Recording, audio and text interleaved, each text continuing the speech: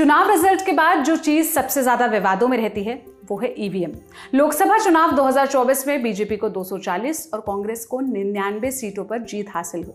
अभी तक ना तो हारने वाले और ना ही जीतने वाले दलों ने ईवीएम को लेकर कोई हंगामा किया है। हालांकि चुनाव आयोग को लोकसभा और विधानसभा चुनावों में हारे हुए उम्मीदवारों से कुल 11 आवेदन मिले हैं, जिसमें 6 राज्यों के 8 संसदीय क्षेत्र और 2 राज्यों के 3 विधानसभाओं में इस्तेमाल की गई इलेक्ट्रॉनिक वोटिंग मशीन यानी ईवीएम के मेमोरी और माइक्रो कंट्रोलर की जांच की मांग की गई है। चुनाव आयोग ने इन सभी राज्यों में ईवीएम में गड़बड़ी की जांच के आदेश भी दे दिए हैं। पहले तो 8 संसदीय क्षेत्रों की बात कर लेते हैं। लिस्ट में पहला राज्य है आंध्र प्रदेश, जहां से वाईएसआरसीपी युवजन श्रमिका रायथू कांग्रेस पार्टी ने विजयनगरम सीट पर ईवीएम के जांच की मांग की है। यहाँ 2 विधानसभाएं हैं, बोबिल्ली और नेल्ली मलरा, दोनों पर एक एक पोलिंग बूथ है। इस लिस्ट में दूसरा नाम है छत्तीसगढ़। यहाँ से कांग्रेस ने आवेदन किया है। कहां से आवेदन किया है? कांकेर सीट से। इसमें 3 विधानसभाएं आती हैं, 2 पोलिंग बूथ के साथ संजारी बालोद और एक एक पोलिंग बूथ के साथ गुंडरदेही और सिहावा।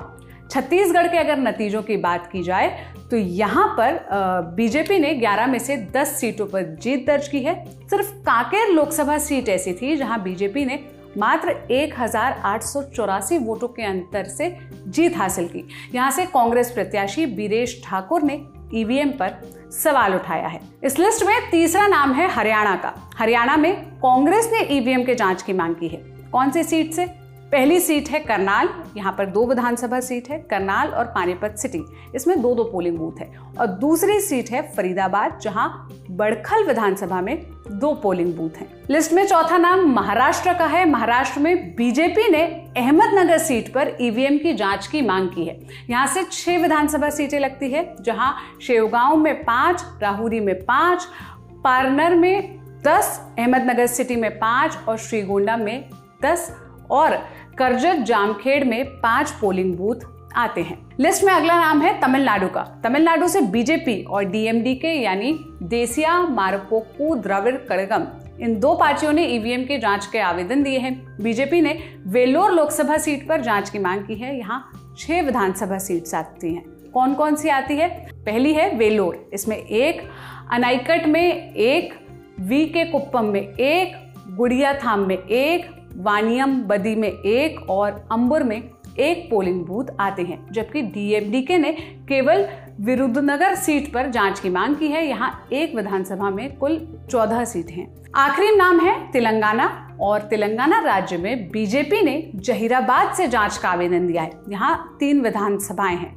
नारायण खेड़ इसमें 7, जहीराबाद इसमें भी 7 और अंडोले इसमें 6 पोलिंग बूथ आते हैं। कुल मिलाकर 6 राज्यों में 8 संसदीय क्षेत्रों में कुल 92 पोलिंग बूथ पर ईवीएम की जांच होनी है। अब बात करते हैं विधानसभा सीटों की, जहां आंध्र प्रदेश में वाईएसआरसीपी ने 1 पोलिंग बूथ वाले गजपति नगरम और अंगोल सीट पर जांच की मांग की है। यहाँ 12 पोलिंग बूथ है। और ओडिशा में बीजेडी ने झारसुगुड़ा विधानसभा सीट के लिए आवेदन दिया है। यहाँ 13 पोलिंग बूथ हैं। यानी कि 2 राज्यों में 3 विधानसभा सीटों पर कुल 26 पोलिंग बूथ पर ईवीएम की जांच होगी।